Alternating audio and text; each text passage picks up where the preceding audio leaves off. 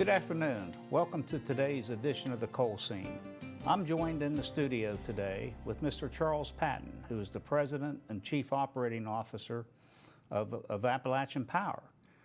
We often, within the coal industry, set forth the claim that we're responsible for keeping the lights on, and we kind of are, but Charles is really the guy that's responsible for keeping the lights on. And Charles, we're just so appreciative that you've taken the time to come by and talk to us a little bit about some of the things that are going on within the electric utility business. Well, Chris, I appreciate the opportunity, and we are partners in keeping the lights on, and it's a really exciting time in our business. It's challenging, but it's truly exciting, and there are many decisions before us in the not too distant future that I think will have significant ramifications, both for the long-term cost of our product and also for the utilization of West Virginia coal. You know, it seems like both your business industry and the coal industry are both undergoing a number of just wholesale or fundamental changes at the current time, and both industries are somewhat in transition, and just a lot of changes are taking place out there. Oh, that is absolutely the truth.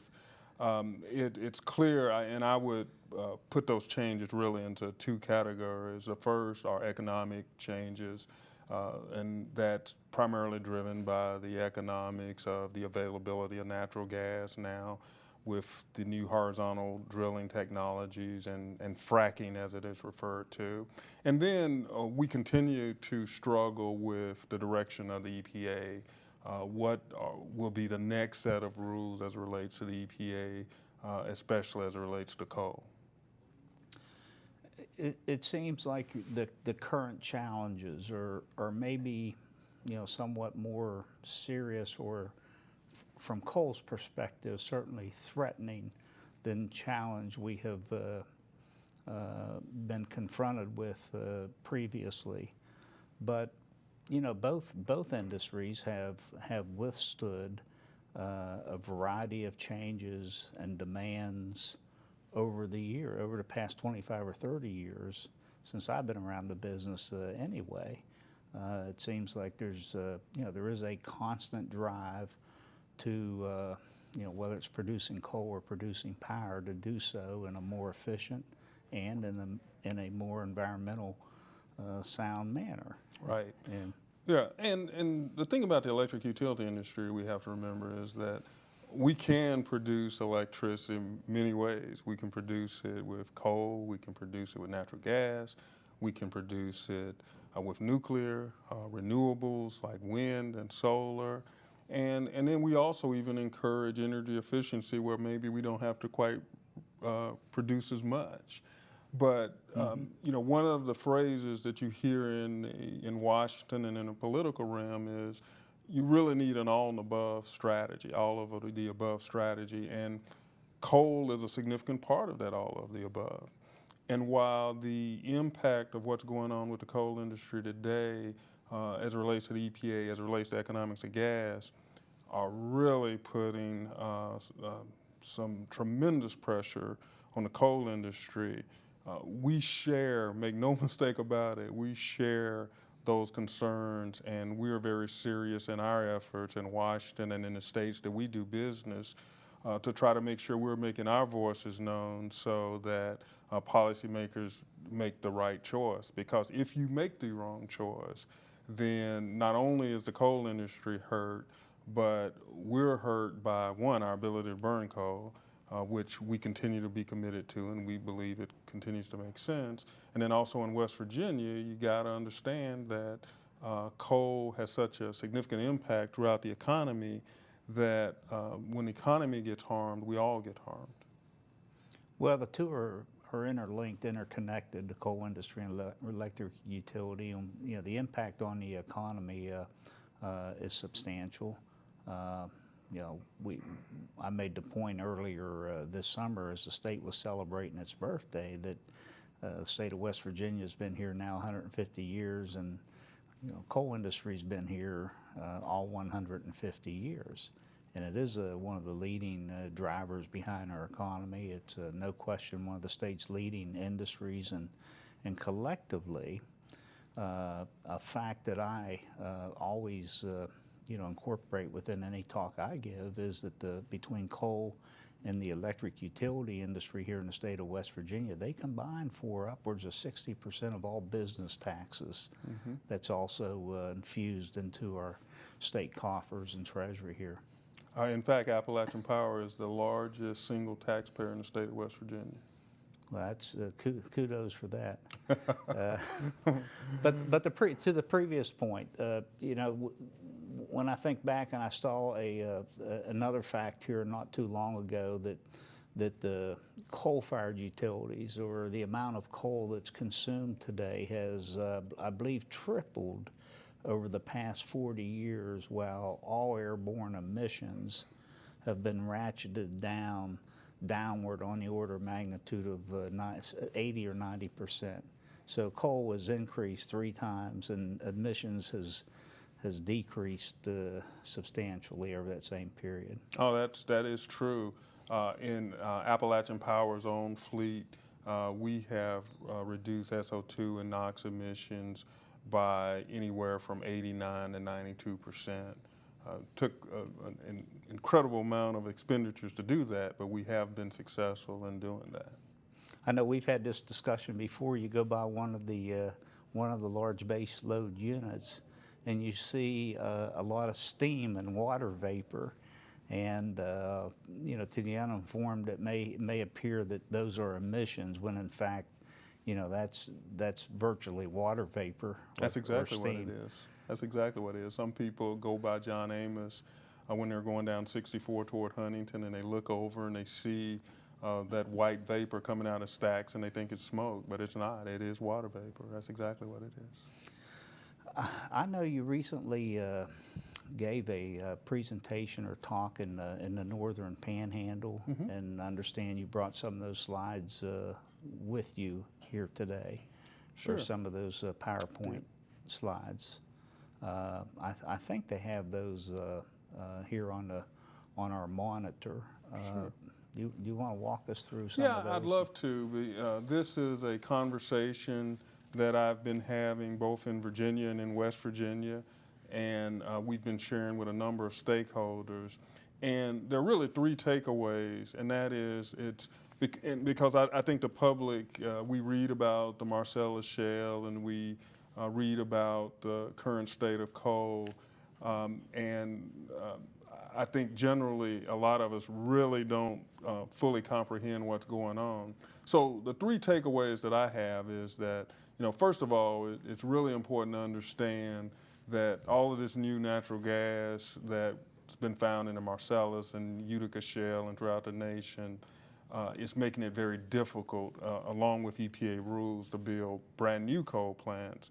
But it's important to understand that roughly 40% of the generation capacity in this nation is currently coal, and a lot of that coal continues to be economic, and actually is more economic than the natural gas. And then as the EPA contemplates its future rules, it's important that it pursue a really rational strategy that recognizes all the gains that you previously mentioned in terms of reducing our emissions. So just let me, it may be easier if I just kind of run through them, and Okay. then Let's you can do that. interrupt me, ask questions as we go. So the first slide I'll show here is, it's important to understand why I say that it's very difficult to build any new coal plant. And what I'm going to do is, you don't have to know what a KW is, but I'm going to scale these plants up to 1,000 megawatt plant so you fully understand what I'm talking about here. So if you were to build a brand new combined cycle gas plant, a 1,000 megawatt plant, that plant would cost you $1.3 billion to build. If you were to build a plant like the Amos unit, a traditional coal plant with all the appropriate scrubbers on it, it's about $3.3 billion to build. Now, the EPA recently issued rules for relating to carbon, where they limited the carbon output to 1,100 pounds per megawatt day. And in order for you to meet that, you would have to have carbon capture, which you hear that in the news a lot. In order to build a plant that has carbon capture, and there is a pilot plant that's being built by the Southern Company in Mississippi called a Kemper unit, that plant would cost you $7.2 billion. So what you're looking at here, to build a new coal plant under where the EPA rules are currently, or where they appear to be headed, is $7.2 billion for a coal plant that meets current EPA requirements, or $1.3 billion for a gas plant. So let's go to the next slide now, and I can show you why that. And what that tells us here is that when you look, and all this does, it's a really busy slide, but what it tells you is that the cost of building the plant is very expensive for coal, not so expensive for gas. But when you look at the red, and those middle plants there, like the after you pass the first three, those are all gas units, the next five. And if you notice, the red, the areas of red, which is the O&M cost, the daily operation costs of those are a lot higher than the coal plant, which takes us to the next slide. And go to the next slide, please, because I don't want to use that one. So this gets to the crux here of situation. Coal continues to be cheaper than natural gas if you look at it on a BTU basis. But what's happened to coal is that prior to the Marcellus Shale and Utica Shale and all the shale plays, the gap between the cost of coal and the cost of gas was so great that although a coal plant, which was always more expensive than a gas plant, not $5 billion more expensive, but more expensive, you could overcome the difference in the original cost of construction because coal was so much cheaper on a BTU basis. Mm-hmm. Now, the influx of all of this gas created by, again, all of the shale plays throughout the nation has narrowed that gap. On a BTU basis, coal is still cheaper, but the spread is not enough to offset the billions of dollars difference in building a coal plant today with all EPA requirements and building a gas plant today. Now, what that tells us is, yes, it is very difficult to build a new coal plant, but what that also tells us today is if you have a coal plant, like the John Amos unit that's fully scrubbed and EPA compliant, that plant is very competitive against natural gas.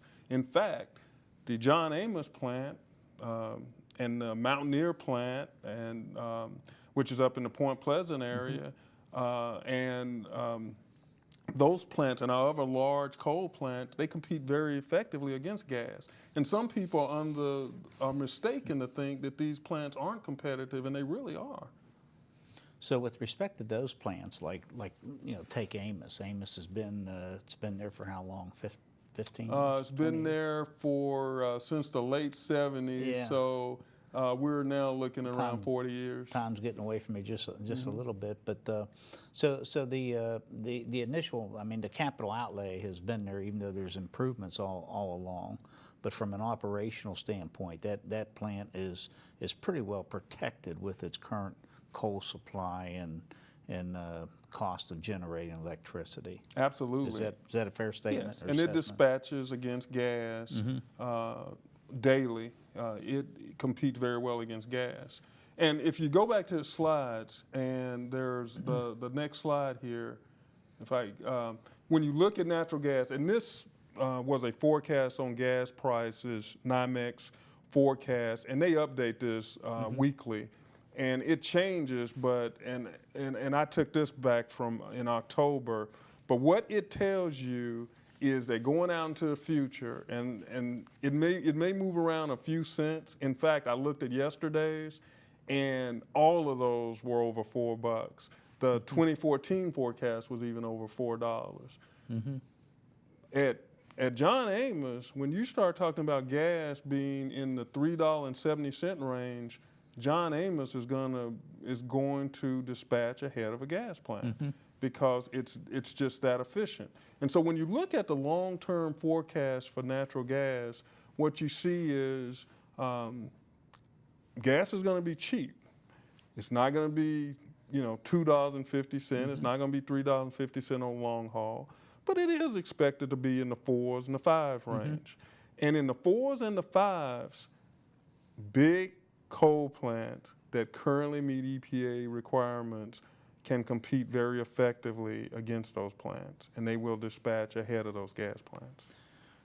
Practically every forecast model that I have looked at here over the past couple years predicts well into the future that coal will continue to consume about 40% of our basic energy mix for the United States. It fluctuates a percentage here or there, but seems like most of the models agree that 38 to 40%, which is about what we're doing today from the coal industry.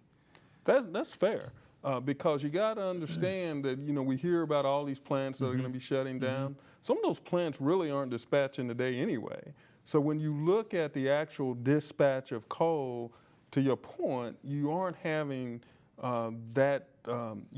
huge fluctuations. Again, roughly 40% of the nation's electricity is generated by coal-fired power plants. And the ability to move from 40% of your energy being produced by coal-fired plants to something else is not something that's going to occur overnight, nor is it something that necessarily should occur. Again, if we're looking for the most cost-effective way to generate electricity, the facts fully support that coal-fired generation continues to be competitive, and particularly those plants that are currently operational and meet EPA standards. And those plants, like the John Amos plant, that plant has another 30 years of life in it easy. I was just going to ask you what the life expectancy. So it's just a little beyond halfway. Exactly. Yeah. So you look down outside of Princeton, in the town of Glen Lynn in Virginia, outside of Princeton, West Virginia, the Glen Lynn plant. That plant's about 65 years old. Wow. And the only reason we're shutting down that plant is because we do not, the size of that plant and the type of coal that it burns, that plant's old, it burns metallurgical coal. I mean, we really have to spend some very expensive coal for it. And that plant's going to be shut down because of EPA requirements. The only reason we're shutting it down is the economics of putting the EPA compliance on it doesn't make sense. But that plant is operational and relatively efficient. Interesting. Are there more slides we want to look at? Yeah, sure. Is that- So the issue here, so just recapping the first point. So first point here is that new coal is very difficult with gas prices because EPA requirements and the economics of gas make it very difficult to overcome that capital differentiation with a new build. And that's with respect to new plants. New plants. Considering a new plant. New plants. And the base fuel for but that that plant. 40% that's out there right now, the ones that are EPA compliant, some of those are going to shut down because they're not. But for those that are, they're very competitive against gas. Okay. Now, the threat here, EPA, of course, carbon, CO2, greenhouse gases is the next issue that's before the EPA. There's already a draft proposal out there on new plants. Right. That hasn't been finalized, but that is the proposal that's out there now. They're about to, sometime in the first quarter, maybe might slip into the second quarter next year, they're going to have proposal for existing plants. That proposal for existing plants is going to have to make sense. And it's going to have to acknowledge something you pointed out earlier, and that is we've made great strides as it relates to not only SO2 and NOx, but also even in carbon. So let's look at this next slide here, for example. So when you look at global CO2 emissions, it's really important to note that the U.S. is relatively flat. The growth in carbon is really in developing countries in China. So if you go to the next slide, I just kind of point that out here, that in 2012, the CO2 emissions equaled about 32.2 billion metric tons. 28% of the world's CO2 emissions are from China. The US accounted for 17% of that.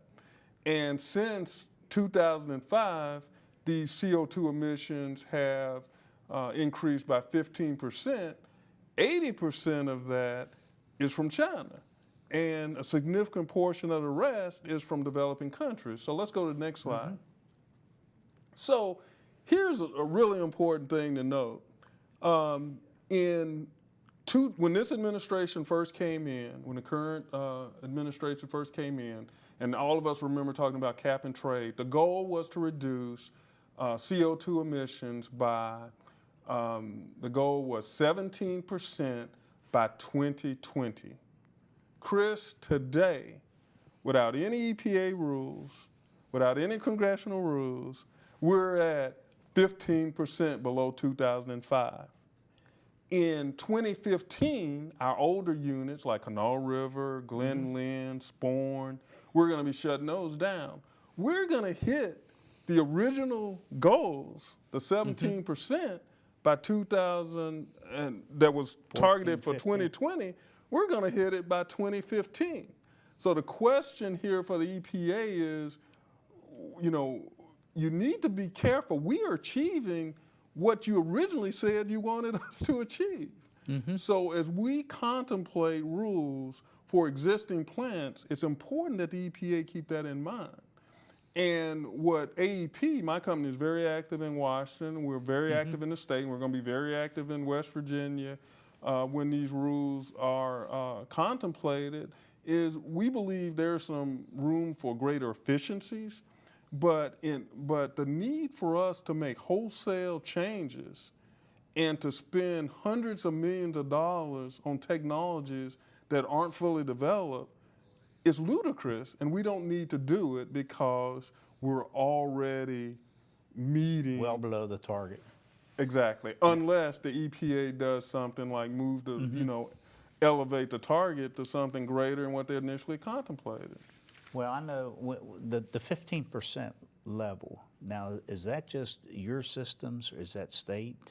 Do you know which of the two? I know that's ours, but the trend is a national trend. Yes. And the drivers for that are what we talked about earlier. Back when we were originally talking about cap and trade, no one fully understood that the Marcellus, Utica, and all the shale gas that's been found in this nation was going to be as plentiful and as certain as it is. And so you have more coal, older plants being displaced by gas because of sheer economics. And then as the EPA's rules came out on the cross-state air pollution rule and the MATS rule, and when you looked at the current cost of gas, it just made us decide that there were some plants that we maybe didn't originally think we were going to shut down. We decided to shut down.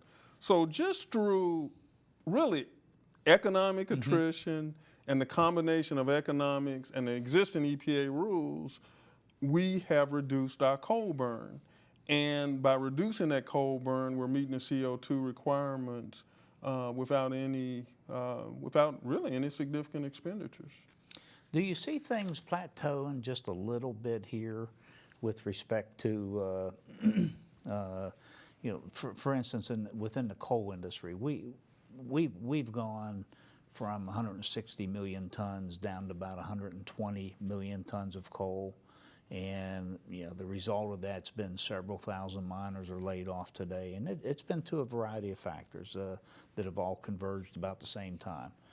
The weather patterns have had a bearing. EPA rule has definitely had a bearing. The economy itself, and that's also helped us with the CO2 emissions. Yes, it has. And the lack of consumption, or power generation. But we think that just kind of looking into the crystal ball, we believe we have. I don't want to use the term bottom out, but we've plateaued a little bit. Or maybe a whole lot, and while we're not going to return to 160 million tons of coal, when you get past the immediate effects of losing 25% of your output, there's the coal industry today is still a big part of our economy. It's still a very strong industry here in West Virginia at 120 million tons. Right. Well, it's I can't speak for other plants. Again, I do believe that coal is going to continue to be a significant part of the mix, particularly those large plants that have been scrubbed. I can tell you that for us, at one time we burned, and I'm just looking at APCO right now, we burn about 14 million tons of coal. We dipped down. Is that today? Well, we did time. Okay. a few years ago. And that dipped down to around 13 million, high 12 to 13 million, and where we see ourselves settling in that area. So, which is for us, a less than 10% drop, but Still substantial. Yeah, it was a substantial drop, but but our ongoing burn is going to be significant. The question, That's what I meant by substantial, the ongoing, where you're at it today. Yeah, but the big question is, what does the EPA do with existing plants? If the EPA comes forward with a proposal that ultimately ends up, be it in executive order or be it in, and it doesn't appear that Congress has an appetite to do it, but something that ratchets down our burn or would require us to spend some incredible sum of money again to try to reduce CO2 even further, then it could impact coal even more. But I tend to believe, and maybe I'm the eternal optimist, that the EPA will be rational, and where we are today in terms of coal, to use your term, that we've bottomed out. Charles, we're almost out of time.